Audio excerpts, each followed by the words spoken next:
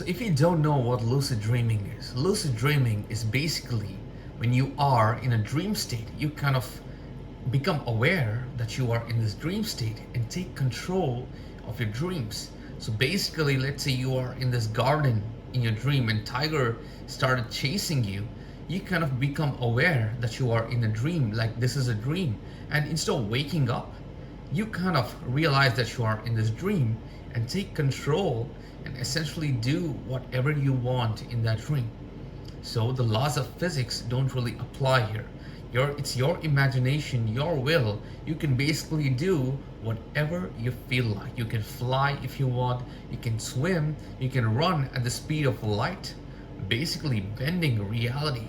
You can become a superhero, you can control tigers, you can mind control people, and basically do whatever you feel like. Now, this is an amazing feeling. It also helps you to unlock many of your intuitive capabilities and kind of heighten the senses in your right brain.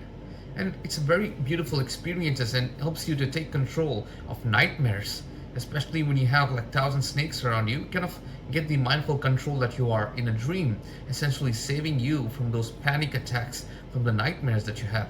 But this is dangerous. This can potentially become very, very dangerous. Now, I say that because lucid dreaming is essentially like playing with fire. You know, when you're playing with fire, you have to be very mindful. You have to be very careful on how you handle the fire, or you may be burned. Now, I've been practicing lucid dreaming since the age of 14.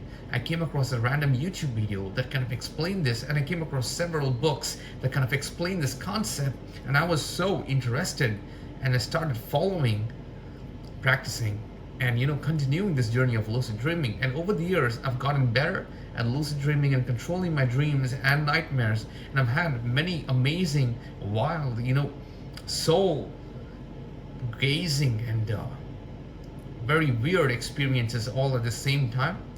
And why I say lucid dreaming may be potentially very dangerous is because there's heavy chances or high chances that you may be locked in that dream state. Because just go back for a minute. When you are dreaming, it feels so real. If you're drowning in your dreams, it literally feels like you're drowning. It literally feels you get choked, and you feel there's water filling up your lungs. When you experience pain in dreams, you experience that pain even in waking life. Until you become aware that it is a dream, you experience all that. Because your mind, doesn't know the difference between imagination and reality. It doesn't know the difference between a dream state and a real state. Only when it becomes aware that, okay, that you are dreaming, only then it decides, okay, we are dreaming, this is not real, wake up. And then you wake up and it feels so real. All the fear that you had in the dream, all that painful experiences that you had in the dream, it feels so real. And that is why when you wake up from a nightmare, you kind of feel that was so real, and for like 20 minutes you're just thinking, you're still in the state of shock. Every time you wake up from a nightmare, you are still in the state of shock. And then sometimes you have amazing dreams, you have beautiful dreams. Let's say you have a dream where you're making love, it feels so real. You wake up and for 10 minutes you're just lost. You're like, wow, what the hell was that? That was beautiful. And this is the thing, we don't know, our mind doesn't know the difference between imagination and reality, because it can't, that imagination and the dreamlike state produces very similar experiences, sensations, and feelings that you resonate with in real life. So that is why it feels so real. And when you're lucid dreaming, right, let's say you detect that it is a dream, you take control of that dream and you start living there. And time works different in the dream world than the real world. Now, there are many books that cover these concepts, and they are actually very true, such as The Ultimate Consciousness, Waking Up to 5D, The Inner Alchemy, and even Reality Transurfing by Vadim Zeland. Now, Reality Transurfing is the book which I resonated with the most, And it's not very simple to understand. It's a heavy hitter. It is so dense and there's so much physics concepts laid into it, but that's the one which I actually resonated with. There are easier ones such as Waking Up to the 5D and Inner Alchemy. You can read them, and especially in reality transurfing, it kind of explains this concept of lucid dreaming, such as, patients or people being termed as crazy and termed as insane, who are locked up in asylums. Many of them have a perceived version of reality. They see certain things, and you look at them, they're like, yeah, I see this is my reality. But you look at them like they're crazy. So he kind of mentions in this book, claiming that there's a dissonance between their mind and their body. Their mind is in this reality, it's in a different parallel reality or different version in the multiverse, but their body has not been transported to that reality. So there's a dissonance. So when there's a dissonance, and if you're not being tapped into that, the potential of pulling your body to that reality, you kind of go insane. It's like when you spend so many hours in the dream state. For example, time doesn't work the same. In reality, you'll be sleeping for 45 minutes. But in the dream state, let's say you're aware that you're lucid dreaming, that you are in a dream, and you start lucid dreaming, and you spend like 4 or 5 days there. You wake up, and only 45 minutes have passed by. You kind of feel distorted. So you would have had that feeling. Anytime you had a nightmare, which is pretty long and intense, when you woke up, you were pretty distorted. When you woke up and you're like, wait, what the hell? And it takes a little while for you to accustom to your waking life, especially when you had heavy nightmares or heavy, amazing dreams, beautiful dreams. And when you woke up, you're kind of distorted. And that is the thing that he explains there. And when I started lucid dreaming and I started getting good at it, I kind of integrated it with deep meditation. And when you combine deep meditation and lucid dreaming, you kind of shift to the next level, which is astral projection. And there's a very fine line where you kind of know what you're doing, and then things just happen to you. And you kind of get lost. Because I vaguely remember I was in this dream state for just a couple hours, all right? It was just a mid-afternoon nap, which I took. That was 2.5 hours. But in my dream state, there was like 4 or 5 days which I lived in that dream. And then when I woke up, I was so distorted. And many people who practice lucid dreaming kind of report the similar experience when they have spent a certain amount of time, a huge amount of time in the dream state. When they wake up back, they feel kind of distorted. Now, this is where the dangerous part comes in. Now, Vadim Zeland kind of explains this concept in his book, Reality Transurfing, where he mentions that when you spend a certain amount of period in the dream state, your body gets used to that experience and kind of forgets to wake up. And even the movie Inception, Leonardo DiCaprio, and it's directed by Christopher Nolan. If you go watch that movie, they clearly mention, like, when you are in the dream state, sometimes you forget that you are in a dream state. And then you sleep in the dream state, and it's a dream within a dream within a dream within a dream. I mean, it's so deep inside, it's so hard for you to wake up and actually process back to reality, because you kind of forget. And sometimes these asylum patients and these insane people who have been locked up, their mind has been trapped in this certain reality that they kind of set for themselves, that they kind of envisioned, but their body was unable to transport. Now, on the positive side, if your mind, or if you have envisioned a certain reality and you are kind of waiting to manifest that reality, and you feel the sensations of how the reality sounds, acts, and feels in your body, there's higher chances for your body to just turn to plasma and you kind of shift to that reality. And this basically is reality transurfing. But if you don't know what you're doing, and if you don't know the complications or know how to handle the fire, and you're trying to transurf reality, and your body is not being aligned to the mind, there's a dissonance, all right? There's a dissonance gap. And this is where you see the negative impacts of lucid dreaming. This is where your body kind of sometimes slips into sleep paralysis. Like when you'll be lucid dreaming, and suddenly, if you're trapped inside, many people have undergone sleep paralysis. And I don't know how far scientific research or studies have covered this fact, but in this book, he kind of explains there's so many instances where people have gone missing without any trace. I mean, with so much modern technology, it is very easy to identify and trace these people who have gone missing, but they've gone missing without any trace. It's because their mind has been aligned to this new reality and their body kind of shifted, turned the plasma and shifted to that reality as an instant.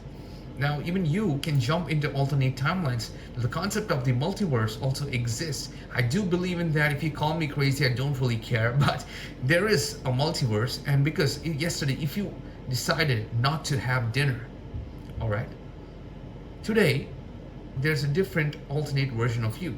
The one that had dinner last night and the one that did not have dinner last night. You are the one that had dinner last night. There's a version of you that exists did not have dinner last night. So there's a parallel reality that kind of happens or kind of runs at the same time. And you can watch so many time travel movies that explain this concept.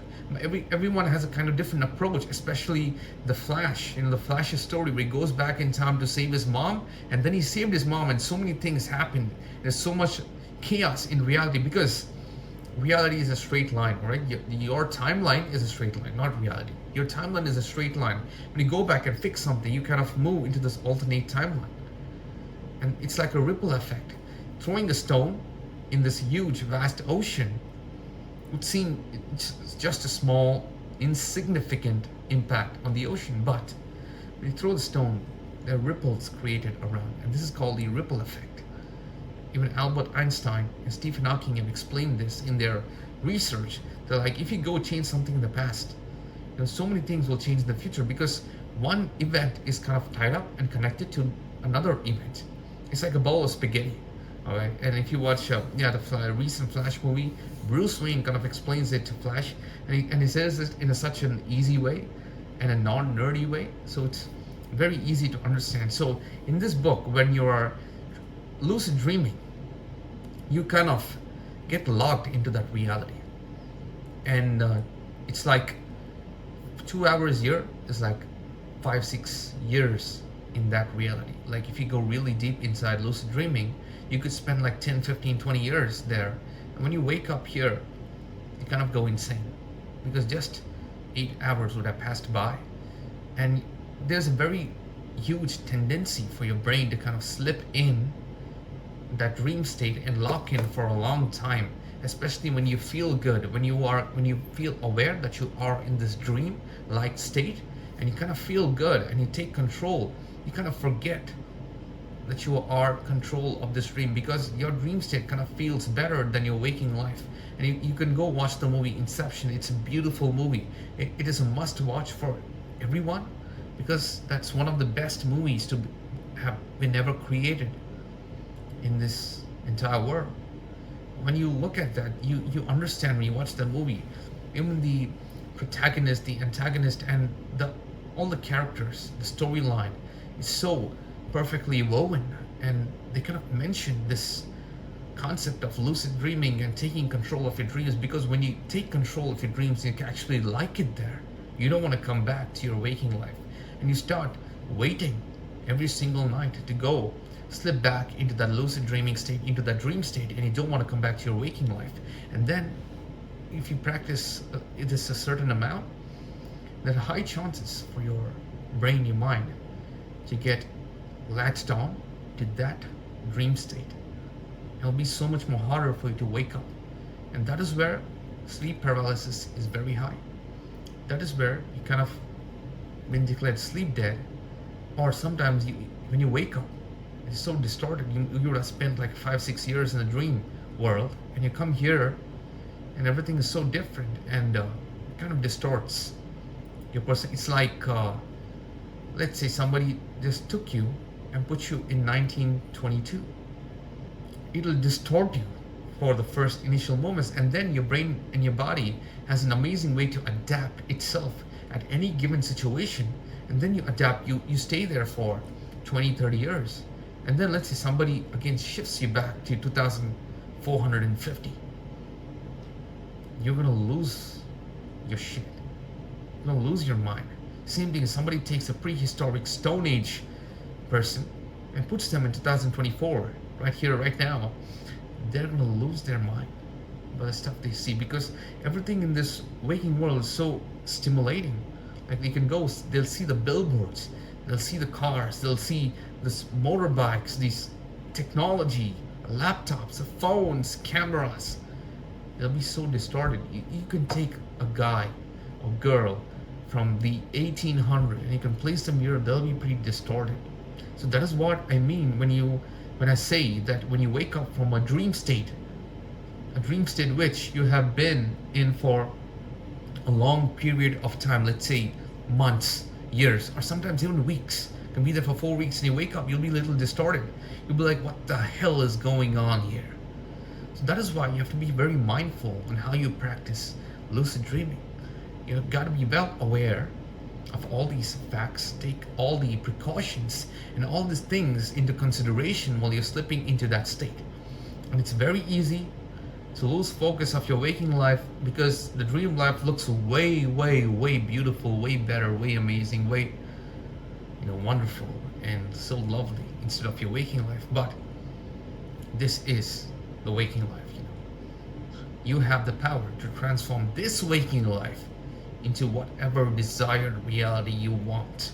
So you can, this is the concept, when you can, take control and be your desired self in the dream, why can't you take control and be your desired self in this reality? And that is a concept that is being explained in Reality Transurfing, Waking Up to the 5D, Your Inner Alchemy. And even that book, I think I have it here, the Polymath, which I've been currently reading, and even that is pretty interesting. It's like shaping reality, and because again, I mentioned your body doesn't know the difference between the dream state and the real state. Like if you have the similar sensations in the dream, it kind of feels real and kind of slip into that reality. So why not apply the same principles in your daily waking life to get whatever desired outcome that you want, and essentially manifest your desired timeline, your desired reality, and shifting yourself to your highest possible timeline.